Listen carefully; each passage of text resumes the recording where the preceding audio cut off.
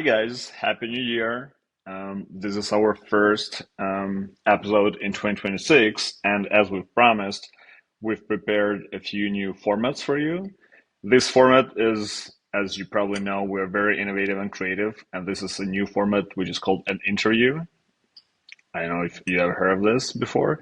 So we thought that we should also interview some of the most important and biggest influencers in the digital health space.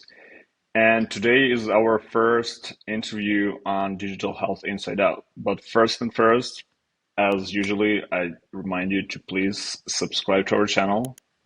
This is very important for me and even for Sergey, even though he pretends that it's not important for him.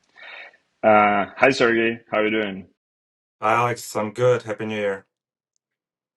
And I'm really excited to introduce you to our today's guest. Her name is Halle Tecco.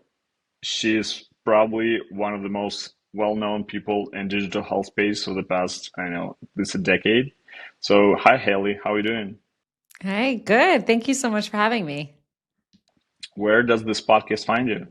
I am in not very sunny, very cold London. Interesting.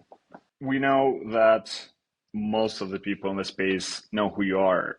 And I thought maybe instead of just going through a background, maybe you can give us like select top three either career positions or even moments of your career that you think were the most impactful um, to become who you are. What would be the top three? Oh my goodness. I would say up there is certainly my education. I'm a very proud first gen college grad. So my siblings and I all went to college, even though our parents did not have that opportunity. We also all have graduate degrees. So really, really proud of that. And also just like very supportive of others out there who are first gen because it can feel like you're thrown into a completely different world and you don't belong, but you absolutely do belong. And my education has been really impactful in my career.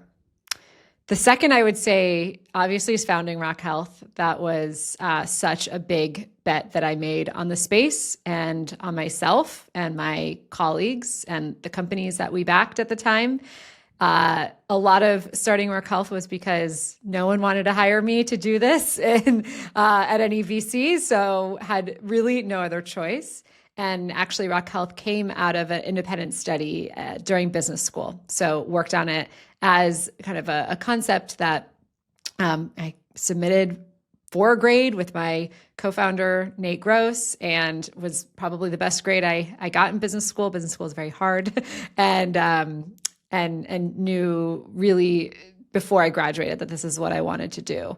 And didn't have other options to do this. So it was certainly a big risk and really fun and really hard and really paid off. And I'm just so proud of how the organization has since grown and thrived even without my daily involvement, but I'm still close to the team and really supportive of everything they do. And then I would say third is probably writing my book. I love to write. I always wanted to write. In fact, I was the editor of my high school newspaper. My father really encouraged me not to study journalism, even though I wanted to. He pushed me to go towards finance. He said, "You need a 401k, and you're not moving back home. So why don't you study something that will give you more financial independence?" And so I did so, and I obviously didn't go into journalism, but I always really loved writing and loved synthesizing ideas in plain English. And so writing this book has been a really fun experience. I really, truly enjoyed writing it. And now the scary, daunting part, which is putting it out in the world for people to read. That's fascinating.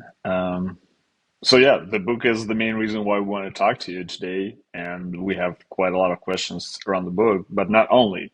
And maybe you might know that our channel is not a traditional channel. Like we sometimes like to ask questions that other interviewers don't ask. So please expect some some unexpected questions Some on this curveballs, yes. episode.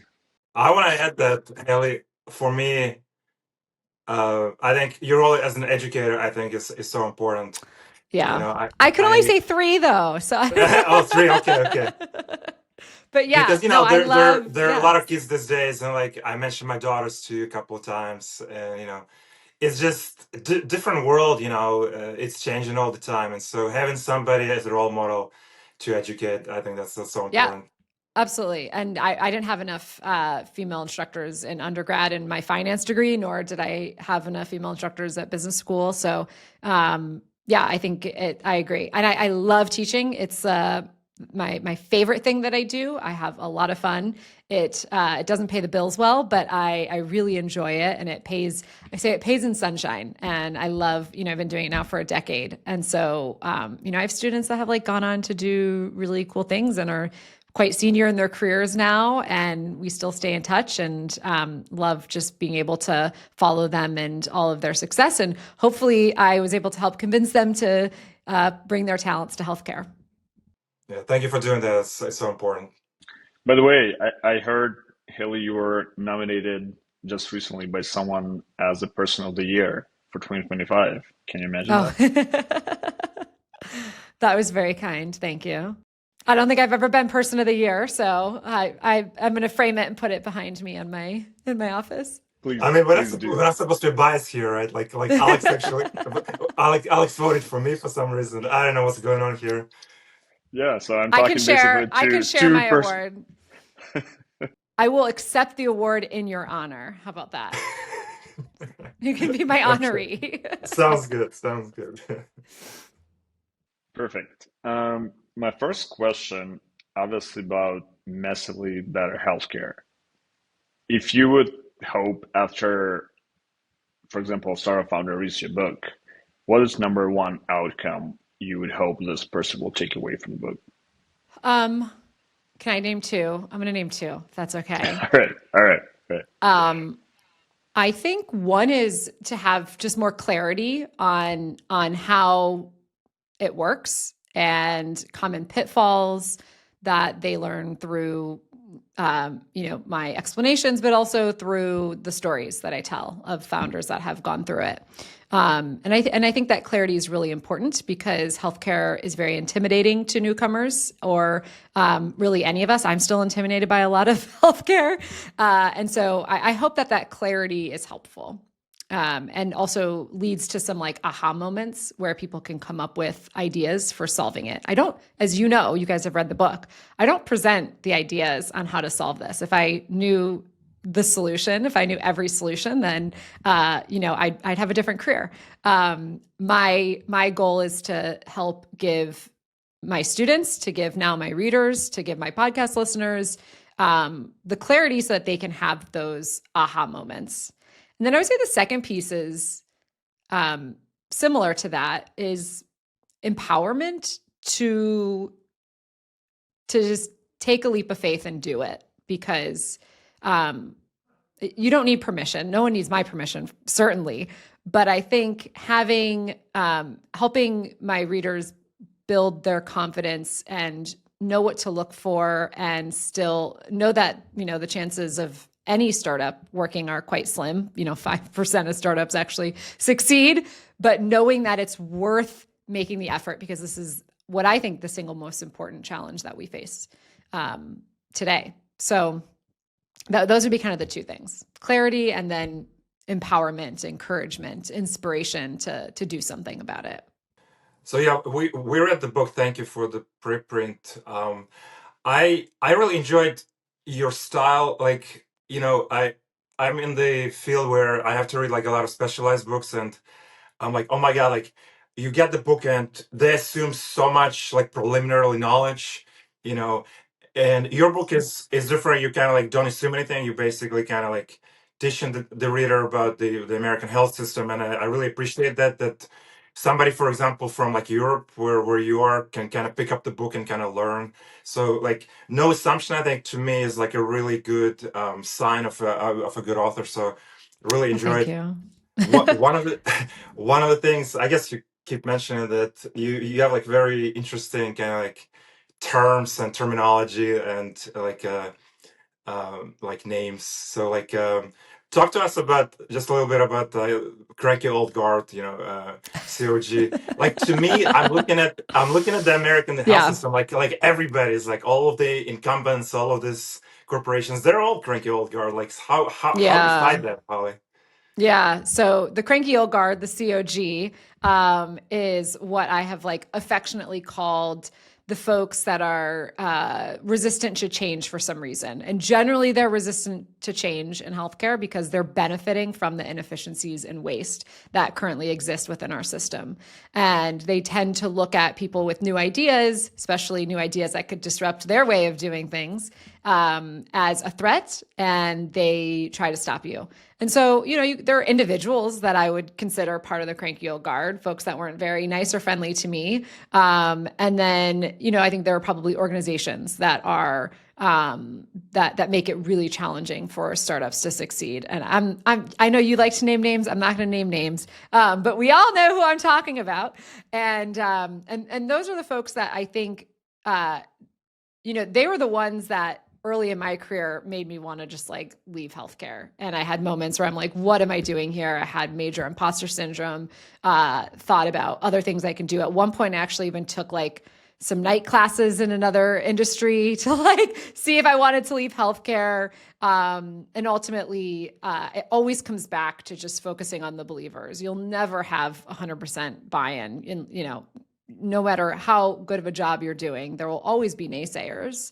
And so I think that's what the Cranky Old Guard is. Like they're there to make things challenging for you. But if you can instead focus on the believers and those who are going to make things easier for you, then it's a better use of your time. So that's what I'll say about the Cranky Old Guard. And I think I close with like, someone pushed me actually on the closing of, maybe there's room for us to bring the Cranky Old Guard along and recognize that some of them are scarred from what they've been through in healthcare, and maybe we can convince them that change is possible.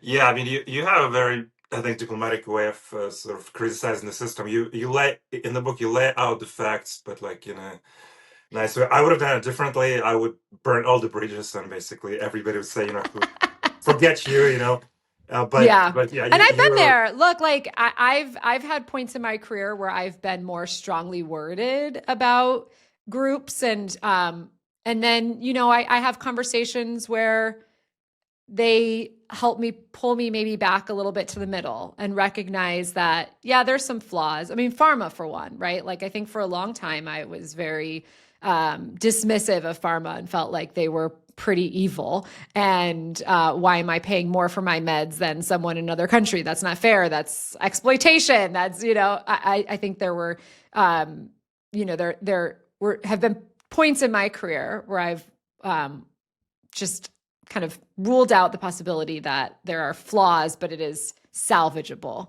And so I think with the book, I had to, though, be fair. And I think I point out the flaws in every stakeholder, but also recognize what the stakeholders' limitations are.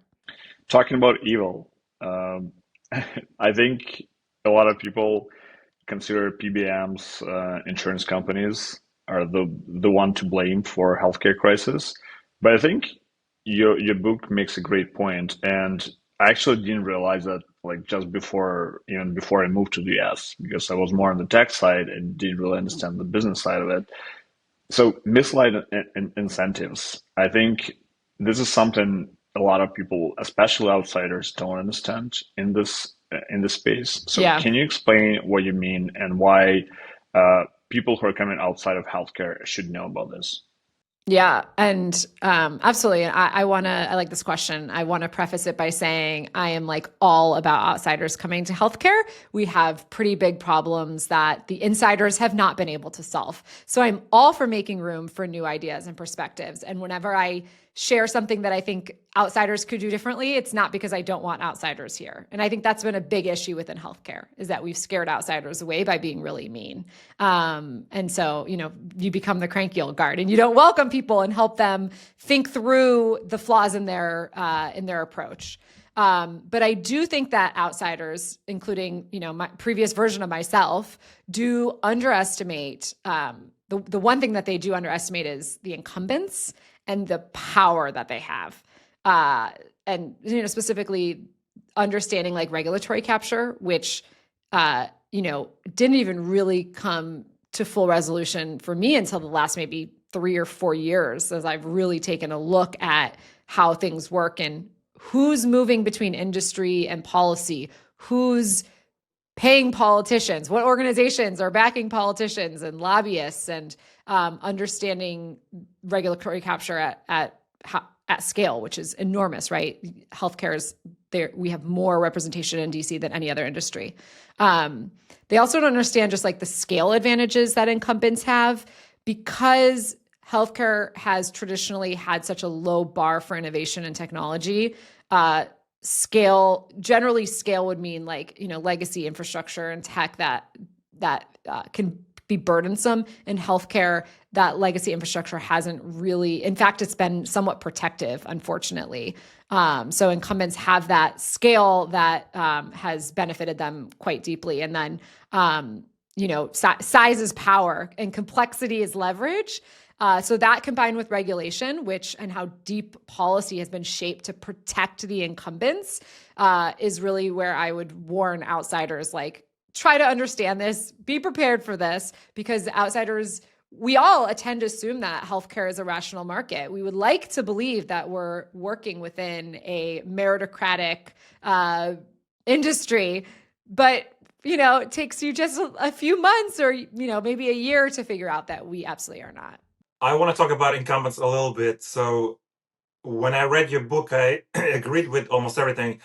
One thing I want to push back, unless I misunderstood, but because as a pre-story, I myself a startup founder, and we're trying to sell some software which I think is helpful. And again, as probably most founders, probably 90% would attest, like usually the biggest obstacle is when you're trying to integrate something that's already there, which is in many cases, for example, EHR systems. You write that in interoperability kind of problems are at least partially due to vendors, providers are not willing to do something about it. And unless I misunderstood, I kind of gonna push back, because when we try to do something with incumbents, I don't know, it's always difficult, because people talk a lot, and they talk a lot across the country in Washington, but once you get to like actual things done at the system level, when sort of engineers talking between each other, I don't know, it's just difficult. And I feel like all these incumbents create some of these problems on purpose, because let's be honest, Sure. they have the status quo, so like why would they do anything about it? But like on a like personal and like business level, I see that on a daily basis. And I don't know, maybe I misunderstood, but I feel like yeah, there are problems with vendors, but I feel like there's a lot of problems with incumbents and their legacy systems, and how do we solve that? Well, I think when I say vendors, I mean the legacy incumbents, Okay. like the EHRs. But that I actually that was a really interesting section to work on, as I spent more time understanding the problem beyond what I already knew. And just like it became very clear to me, like interoperability is just not a technical problem, and that it's fundamentally economic. And a lot of these existing incumbents, these vendors, like they really don't have the incentives to be interoperable. And the data lock-in is extraordinarily profitable. So I think that's been an issue that we've seen, and breaking it would undermine the dominant EHR, their business model. I mean, I've been seeing a new clinician now that I've moved, and they're using like my chart, but it doesn't connect to any of my other my charts. Like I've had several clinicians use my chart. So like, it's like not even interoperable within the same, like it's not even just Epic. It's like these hospitals haven't said, hey, anybody with my chart, I need to be able to integrate. So it's like, it's a sloppy problem. It's really an embarrassing problem. And the kind of example that I give is like, of it being not a technical problem is like, you can use your bank card at any retail outlet, any ATM in the world, and we've figured that out in a secure way. So like we can do it technically, as you know. I actually find that startups are the ones kind of leading the way with interoperability and really understand the most how much that we would benefit and how much patients would benefit from having more interoperable systems. Yeah, why don't we have Stripe for healthcare? I mean, that's what Datavon's trying to do. I wanted to shift gears a little bit and Yeah. talk about drug prices. In your book, you mentioned that drug prices in the US are 2.5 times higher than elsewhere in the world, and that US taxpayers are freely billed through NIH-financed drug development research. And then you also cite biotech investor Peter Kolchinsky, who argues that expensive branded drugs should be viewed as societal investment rather than an expense. Do you buy that argument? No. And actually, like, as I said earlier, like I've been pretty angry about it as a patient. The fact that as Americans, we pay dramatically more for drugs than patients in other countries, despite our tax dollars funding such a huge portion of the early stage R&D. And I don't think that's fair. I strongly support MFN pricing. And actually, at a minimum, I would love to see some sort of regulation where there are like pricing bans so that no one pays more than X% more than someone else. Because it's not just compared to, there's two problems here. The fact that on average we're paying more than folks in other countries is unfair. But also the fact that people are paying more based on, which health plan they have, what pharmacist is working at the time. The story that I used in my book was how I went from my copay went down 11x by going from using my insurance to doing cash pay. So I was going to pay more with my insurance than like cash pay, and having such a wild difference in that price is unfair. So even within the US, it feels like we need to have like even car sales. It's not that bad, right? Like that's probably the other area in life where pricing is so confusing and like intimidating. And even that, like you can look in Carfax or Kelley Blue Book and see kind of a fair price, and you're going to pay something around that within 5% of that. And a lot of that will be depending on features that one car will have or mileage that one car will have. And they aren't exactly the same car, but you still have an understanding of, is this a fair price? And so I'm a huge advocate in making pricing more fair and just like cutting out the middlemen and doing so. And that is changing. Like we're finally seeing, I will give a lot of credit to the folks, and you know exactly who's making waves in this, because it's finally like, it feels like we're reaching a tipping point and there's a chance that something will happen, but there's going to have to be regulation, right? Like this isn't a problem that we can simply innovate ourselves out of. I do think like what Mark Cuban is doing, that sort of innovation is absolutely helpful, but it needs to be paired with regulation. On the other hand, I like as an, I guess, newcomer to this country many years ago, I'm still fascinated. Like we have this capitalist system, but then we also have organizations like the NIH, where a lot of great research, and basically we're leading the world in all this great medical research. We were leading the world, right? Yes. Yeah, and so it's fascinating. We're talking about unfairness perhaps created by capitalism, but then in the same capitalistic system we have this kind of really interesting like pockets of kind of innovation and research. So it's just fascinating to me. Yeah. And I do. So Peter Kolchinsky is to me, probably the best argument that, branded drugs are worth it. And it's really the only place within healthcare where prices actually do go down, right? Like after the patents expire, the prices do go down. Can you name another area within healthcare? I mean, services, the prices only go up. So, I think it's a fair argument, but it doesn't solve the general fairness issue that we face with drug pricing. And I do think there are ways. I mean, these like GLP-1s are a great example, right?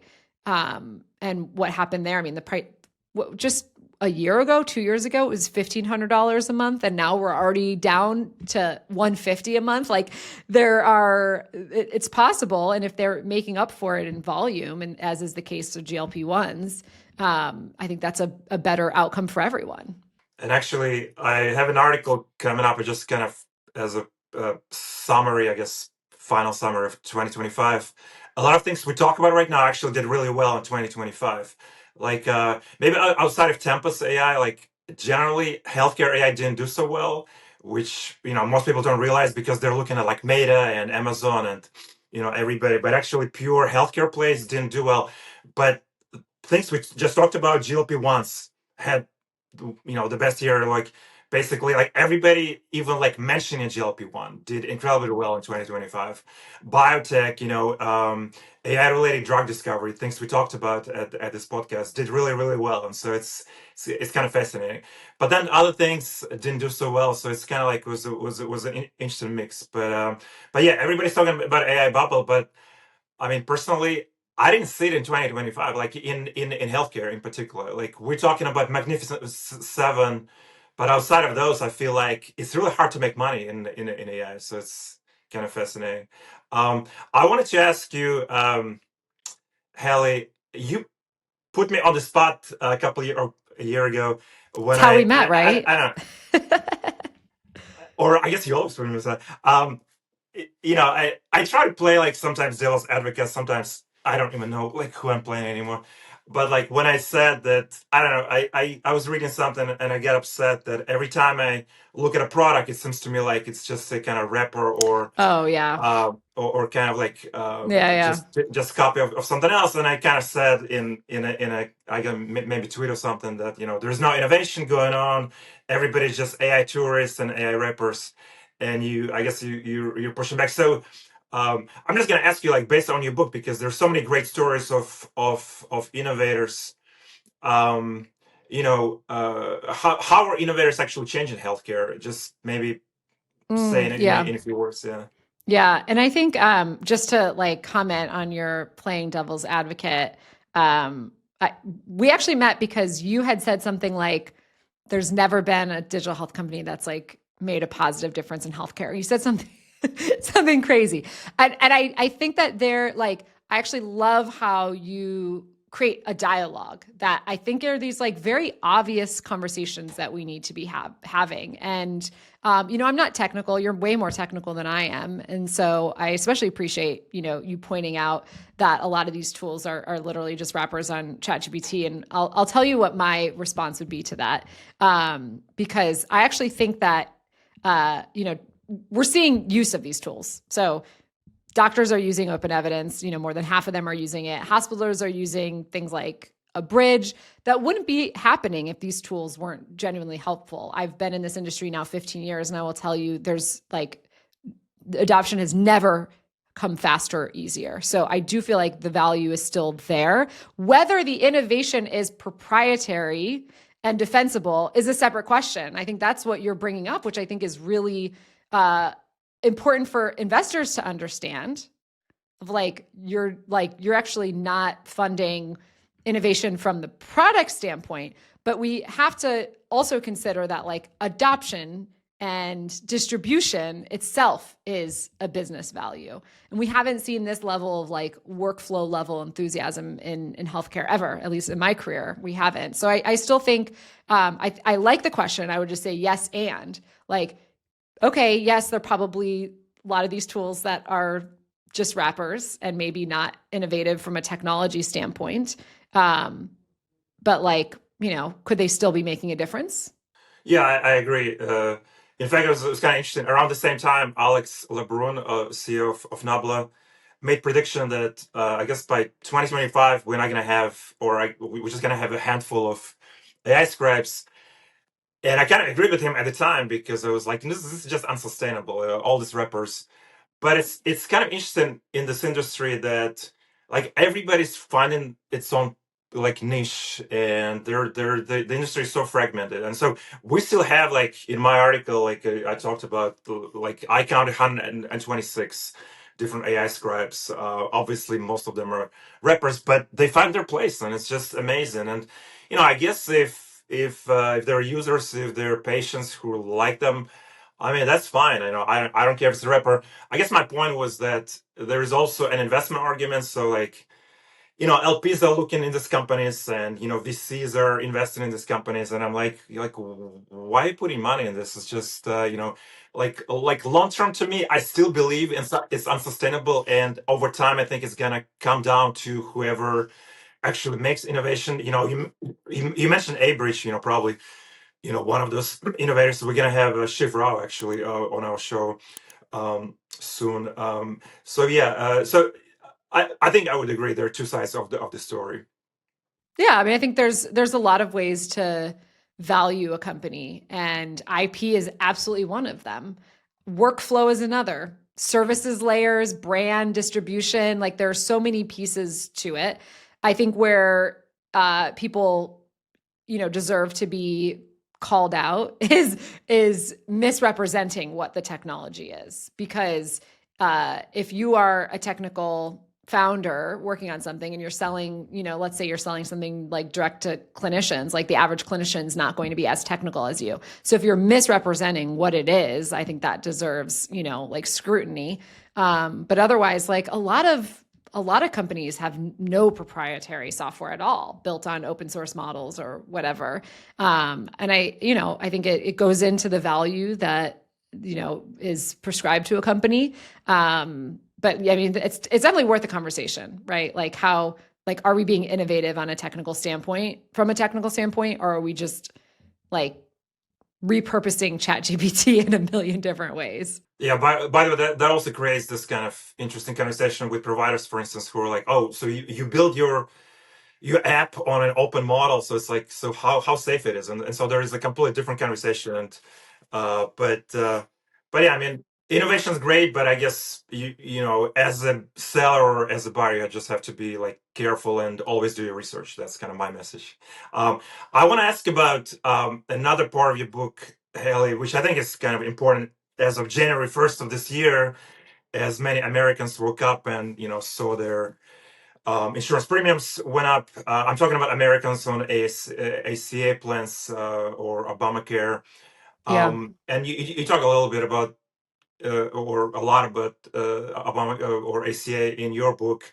It's kind of pain point. And, there's some good things and there's some bad. You're talking about in your book about how important, some of the coverage and protection like issues as part of Obamacare for pre-existing condition. But I feel like when you listen to the news, watch the news, they're like more like pushback on both sides of the aisle. So my question is like, what's the strongest critique of ACA you've heard recently that perhaps you didn't mention in your book? Yeah. So in the book, the big one I talk about is how medical loss ratio sounds good, and like we can all agree that the profit should be capped, but actually what ended up happening was the vertical integration that led to these like just ginormous companies and a lot of self-dealing and opacity that was not great for patients. But I say that in my book. So the one that I would say I did not really, I didn't talk about in the book, but would be a strong critique is something that Zeke Emanuel said on my podcast this week, actually, which is that he's a key architect of ACA. So he helped draft the ACA. And, he said that we actually made healthcare more complex, not less. And so I think that's a absolutely, fair critique of it. I mean, we already had a pretty complex healthcare system, but it added another route for coverage. And so, it didn't streamline things. It didn't simplify things. It kind of made healthcare more complicated. That being said, I'm someone who has a plan on the ACA and have for many years, and am grateful that I've been able to do that. But ultimately, I'll just say it here. Like ultimately, I think we just need universal health coverage. So that's what it points to. That's what I would say we need. It didn't go far enough. Yeah, I've actually listened to that podcast with Ezekiel Emmanuel. Very interesting. One of the things actually I wanted you to ask about, because it kind of resonated with me. when I started my startup, I had this constant discussions, and we still do with my co-founder Daniel. I was like so scared that like, first of all, like as an outsider, but this completely different story. But even like putting out something that you created and kind of like trying to convince somebody to use it, and especially in healthcare, people are like so suspicious, and um it's just such a difficult conversation always to me. It's like, why would a patient use this technology? Like she's in distress, like blah blah blah. And so he said something about actually Aura Ring that Alex loves so much, which is kind of interesting. The Oura Ring. That it doesn't add anything, because if you get a good night's sleep, you kind of know it. Like, why do you need to kind of stress out of all the numbers, etc.? Like, just like go for a walk, And I always have this kind of like interesting kind of discussion. Like, we all talk about minimizing screen time, but at the same time, we're trying to promote digital health tools. So how do you reconcile the two, Haley? I know. And I'm in a phase of my life where I'm trying to be less digital. And just like, I spend way too much time on my phone, and I'm going just through, early stages of my New Year's resolution to be less online. But I will say, my Oura Ring, I don't know about you, Alex, but I look at my app maybe twice a day. I look at it in the morning to see how I slept, and I look at it in the evening to see how my step count was. And so I don't think it has the sort of, it nudges healthy behavior. Like if I'm not at 10,000 steps, I'll go take my dog for another walk. If I, didn't sleep well the other night, and I was like, oh, you know what? I had a green tea at like 2. I bet that was it. So for me, it's actually very helpful to nudge healthy behaviors and help me connect the dots, where it's so different to me, like where the most toxic digital time is spent for me is social media, which is engineered for addiction and outrage and, clickbait and, just like you scroll, just doom scrolling and seeing stuff that's meant to make you outraged. Whereas I think like health tools, when well designed, like the Oura Ring, are about awareness and agency. And so I think the intent and the impact are just like completely different. But it is a slippery slope. Like, what's next? What else am I going to like start to track? Yeah. Well, Alex, do you want to chime in on that and defend yourself with the Oura Ring? First of all, I don't have an Oura Ring. I have a competitor. Oh, Uh, yeah, but I do think it's a great product overall, and I enjoy following the data that I can actually track and like make some decisions based on that. So I'm definitely a fan of the data approach. yeah. I It's actually, fascinating. actually, The other, yeah, go. sorry, I'll say the other measure that I really like following is heart rate variability and resting heart rate, which really shows stress. And I think that's something for anybody in like a high intensity work environment or living in the United States in 2026 is kind of nice to follow. 100%. Can't agree more.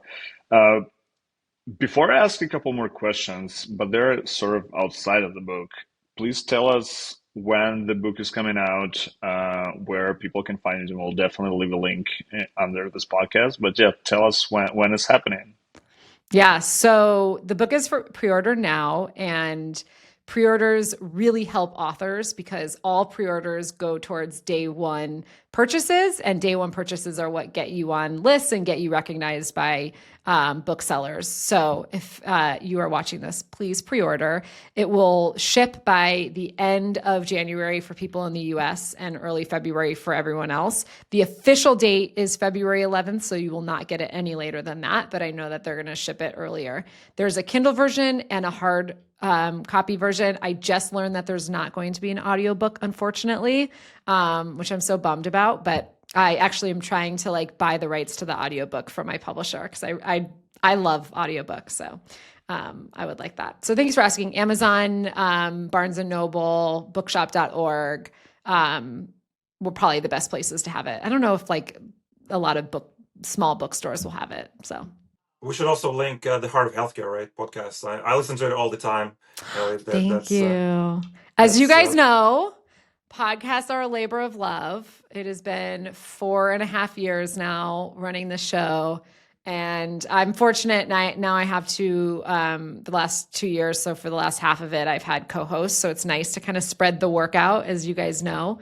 But it's fun. And we bring in a lot of interesting guests. So if you haven't listened, check us out. We're also now on YouTube. I know you guys are big on YouTube. So we just joined YouTube last year. So, dear viewers, I usually ask you just one thing. Today I'm going to ask you three things. Number one, pre-order the book. Number two, subscribe to Heart of Healthcare podcast. And then number three, subscribe to Digital Health Inside Out if you haven't subscribed yet. All right, so I actually want to hear your opinion on this thesis that I have for a long time. It's just interesting to hear your thoughts. I'm thinking that a lot of startups are coming to investors saying that they're gonna reduce costs in different ways for healthcare systems. My thesis is that all those costs that are reduced become the startup revenues. So overall, for the health system, it's not actually cutting anything because whatever they saved, they're using that as a revenue for their startup. Would you agree with that argument? I mean, that would assume that they take 100% of the savings, which wouldn't be worth it then for the hospital, right? Like, why would a hospital buy a product and then pay all their savings? Like, that would just be a lot of time that they spent on something that isn't actually cost savings. It's going to be more like the revenue is a share of the savings. So we will, for every dollar we save you, we'll take 15 cents. That's more common, I think. So I would argue that there are ways to help cut costs that don't just shift the revenue to startups. But I do think there's a lot of times when technology in healthcare adds cost without adding value. It happens all the time, unfortunately. I agree with that for sure. I also wanted to talk about a couple of your blog posts about angel investment. I feel like I love the post and I appreciate your transparency on that. But I feel like, no offense, in some way it gives like a bad effect to the industry because for me as an early startup founder, I think it's kind of risky for angel investors to continue investing in that space. And you're a perfect example. You sort of become an LP instead of angel investor. But for us, early stage founders, it's almost impossible to reach to like next stage of the company without angel investors. So how do we deal with the situation? Like, oh my there are less and gosh. less angel investors, including yourself, but startups still need more funding early stage. What a good question. I mean, I don't know if I have an answer. Presumably, in a perfect market, the market would solve it by investors recognizing that angel investors are leaving and do more early stage scout programs, early stage seeding of companies to make up for that loss. If they're not getting enough companies at the Series A, Series B, et cetera, because there aren't enough companies that have gotten the early capital to get them there, then you would presume that they would help fix it. But I don't know. I mean, that's like something that would take quite a while. I do think that, and we do see that, right? Like there are a lot of scout programs. There are a lot of VCs that now do that. So they have individuals investing out of their capital pool at an individual level where the VC isn't involved. And I've done that for VCs in the past. And that's one solution. But as an angel investor, it's very hard. It's, what I talk about all the time is like, I get screwed over by later stage investors all the time. And it's so frustrating. And, I can't blame the founder. They're put in an impossible decision. The other, option is to shut down the company and then I lose anyways. So it's like it's their Hail Mary in a lot of these cases. And I will say last year ended up being a very good year. I had 3 positive exits, including 1 IPO. So last year kind of was a comeback. The year before, 2024. Are you going back to angel investment now? So, well, I'm now in the black for my like I'm profitable for my first cohort, in the black for my second cohort, and then my most recent cohort is very much in the red. So I need to do an update on that article. But I have now broken even on that like second cohort of companies from like 2015 to 2020. There was when I started writing all that, it was a year where there were just tons of recaps. And what happened was these VCs gave them all very generous valuations during the peak of 2021. And then the companies weren't able to grow into those valuations. And then, unfortunately, that makes it a lot harder. Even if the company's in a good position, if they're not in as good of a position as the VCs paid into, there's going to be a down round. There's going to be a recap. And who gets screwed over? It's the angels and it's the early employees. They will always like carve something out for the executive team and CEO. So they're usually fine. It's the early employees who I feel like are most aligned with the angels in that, if you're not there anymore, you did your time, you did your 4 years, like they don't care about you. Why would they give you more equity? Why would they make you whole as an early employee? Same thing for angels. And so I have heard, I have not had this happen. Sometimes they do these like pay to play. So like you can participate in this down round and recap, but you need to pay into it in order to do it. And that's also not fair for angels. Like there's, we don't necessarily have a big pool of money the way VCs do. So our finances ebb and flow as well. And we have years where we can do more angel investing and years where we can't, especially, after bubble bursts. But I don't know. Do you feel like there are fewer angels now in healthcare than there were? I do, unfortunately. Do you think it's because I've scared them all away? Yes, that's your fault. Oh no. Absolutely, yeah. Well, I'm going to update my article. And it was interesting to compare to my public market investing. I love public market investing. I can no longer do it because my husband's on the board of a company that is an accounting firm. So I'm not allowed to do I used to just do, not day trading, but I would buy things here or there. And I'm not allowed to anymore, or just I have a lot of loopholes I have to jump through to do it, or not loopholes. Sorry. I have a lot of regulatory I have to jump through to do it. So it's not worth it. But it's interesting because as you guys know, with the public markets, like your swings aren't going to be as big, right? You're not going to see the same sort of, 100x growth, but your downsides are much more protected. It's unlikely it's going to go to zero. So it's a different calculus, but you're also not involved. It's like not as, you in a lot of ways you get more information because the quarterly earnings reports are far more in depth than what you get from most founders. But you don't get to like really follow along in the intimate way that you do with a portfolio company. Yeah, as you know, I follow digital health companies, public. I have a data set. I feel like healthcare is, I don't know, is a special animal. Like when we went to business school and learned about all this like modern portfolio theory, and you had a nice chart in your I didn't see it in the book, but in your slides that you made available, I guess publicly, was it from Columbia? I mean, the chart is nice when we're saying that, oh look, here's a public company, and because the risk is lower, we shouldn't expect a higher return. Here is private equity and venture capital, and we should expect higher return, but you should expect also larger downside. I don't know. I feel like a lot of it is not exactly playing out. There's, I guess, less capitalism in maybe healthcare. I feel like private markets are behaving very differently. If you have certain power, you can kind of like pump up the price, in my opinion, because I've been observing this. I haven't seen many downside rounds even for the companies that are not doing so well.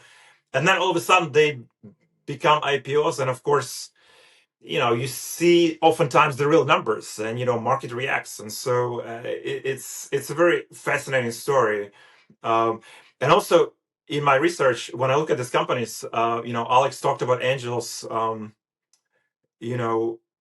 It's most of the time, at least in my sample, it's actually startups and companies that actually did it on their own. Maybe they had some initial investment from an angel or somebody else, but then they were, in my opinion, disciplined to kind of reinvest their earnings, be focused on earnings versus just burning cash. And some of these companies in my data set, they became the greatest companies in digital health, and they're doing well, versus some of the VCs who basically pump up the price and then let the company through IPO, and those on average didn't do so well. So I don't know. There's a lot of interesting stories specifically to healthcare, and it's just kind of fascinating. So I But so feel much, like, I will say, just like to yeah, caveat that, like so much of it is timing. And when you are a founder or an angel investor, like you are exposed to the company for the longest time period. And so you're exposed to the most macro risk. Like, and what we've seen in the last 5 years has not been normal. And so folks that like, I was on very lucky side of that. I fundraised for my company in 2018 when it was very easy to fundraise on a deck and an idea. And I sold in 2021, probably the best year to sell a company in the last 15 years. And, you know, it was a lot of it was just luck. It was just timing and luck. Whereas, you know, founders who started their company and, you know, took a seed round in 2020, didn't get to product market fit in time, you know, had to, you know, whatever sort of happened in 2021, 2022, could have ended up in a very different place just because of where the market is. And so I think that like looking at what we saw, like the pump and dump, which I agree has happened, so much of that is just like, that could not have happened 10 years ago. It was not possible 10 years ago. It was almost like they're riding the wave. They don't know. In 2021, it was impossible to know if we finally hit that inflection point and we'll keep going in valuations, or if this was a bubble. It was, you know, no one really could know. And so if your whole thing is to return capital to LPs, like you're gonna try to exit as you can when you get good deals and good valuations. So it's hard. But then, you know, what happens to the companies that miss that wave?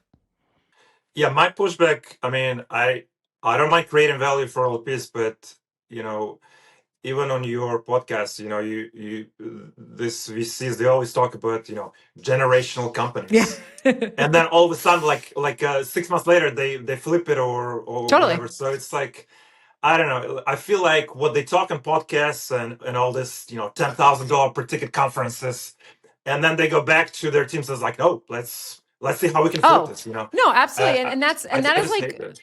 absolutely. And founders don't articulate this enough to themselves and their teams. As soon as you take outside capital, you are building to sell.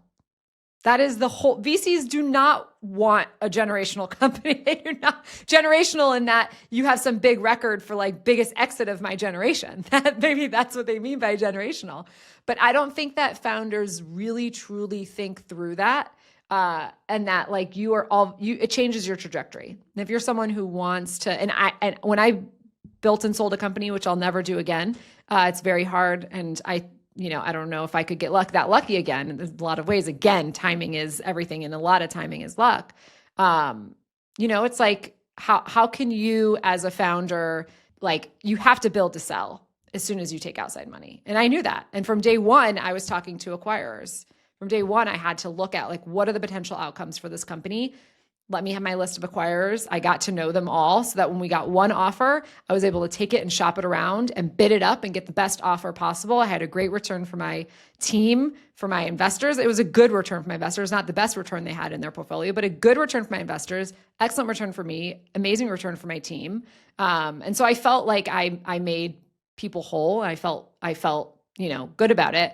But if you take VC money and you never want to sell, and you want to keep on, you know, this is your life's work, this specific company and this specific problem, and you want to work on it for 20 years, you probably shouldn't take VC money because that is incongruent. I need to ask this question, Halle, Yeah. because I told you I have two daughters, and Yeah. you know, we've talked about actually on this podcast and just almost like every day, every week, that you know, how women are treated, and also how they're viewed in whether it's in investing or just women's health in general. The research I've seen is actually, you know, doesn't necessarily say that startups that were founded by men necessarily outperform long term. In fact, a couple of papers I've seen actually say that women's startups that actually do very very well for their investors. Yet, in terms of where, for example, VC money goes, such a huge disproportional pattern there. And so, for like young women who are looking at this situation, maybe want to go into like healthcare invest in women's health. Like, is there hope in your opinion? Like, what's your message?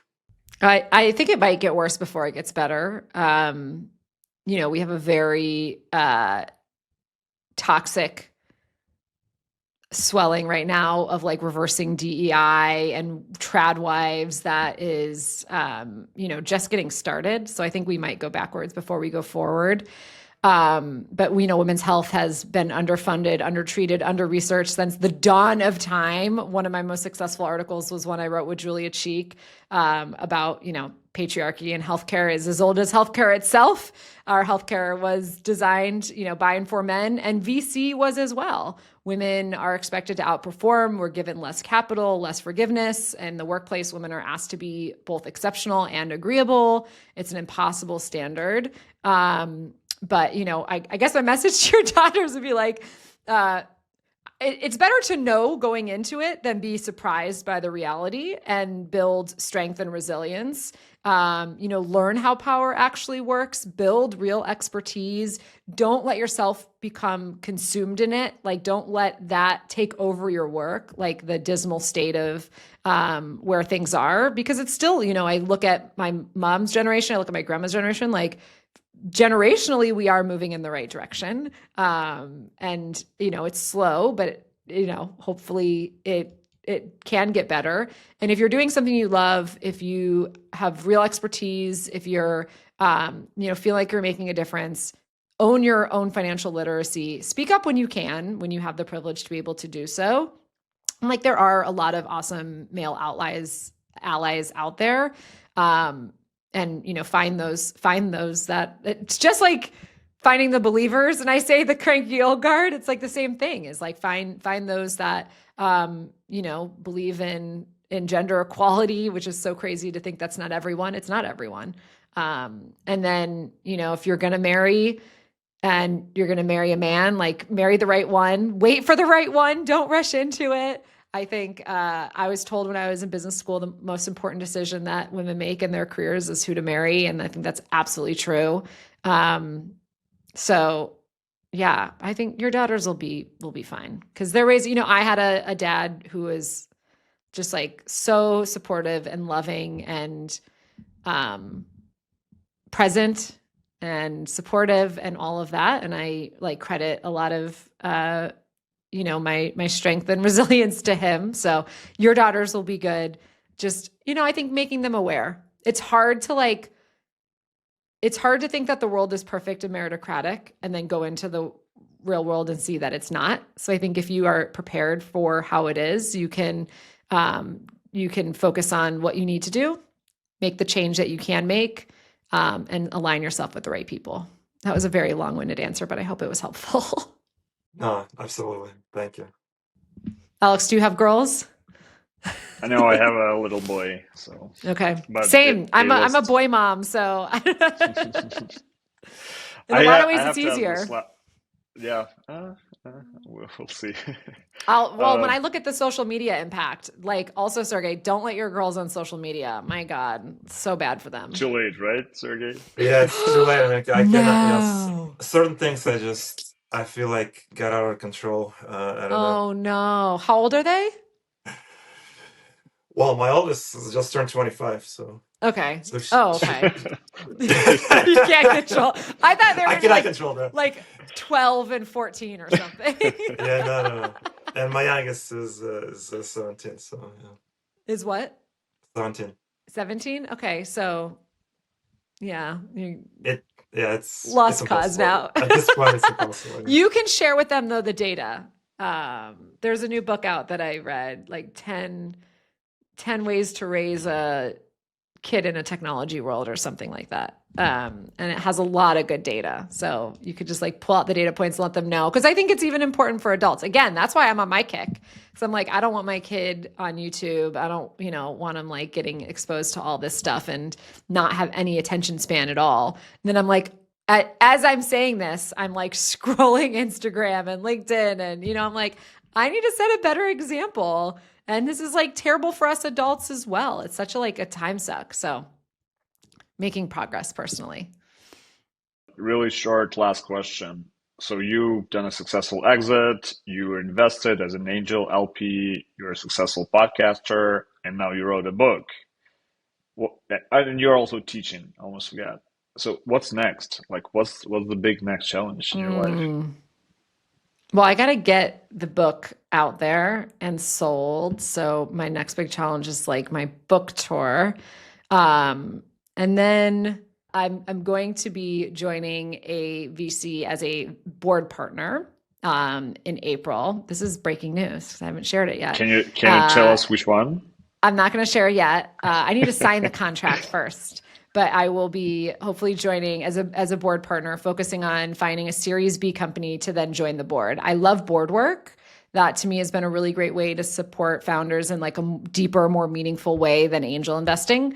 So I will be, once that kicks off, once my book tour is over and that kicks off, I will be looking for a Series B company to invest in and join the board of, ideally on the East Coast since I'm in London now, a little bit easier. So that's actually what's next for me. Well, thank you so much, Haley. It was a pleasure meeting you and chatting with you, and looking forward to get your book in paper. Awesome. So good to see you guys. Thank you. Thanks, Thank you. Bye. Bye.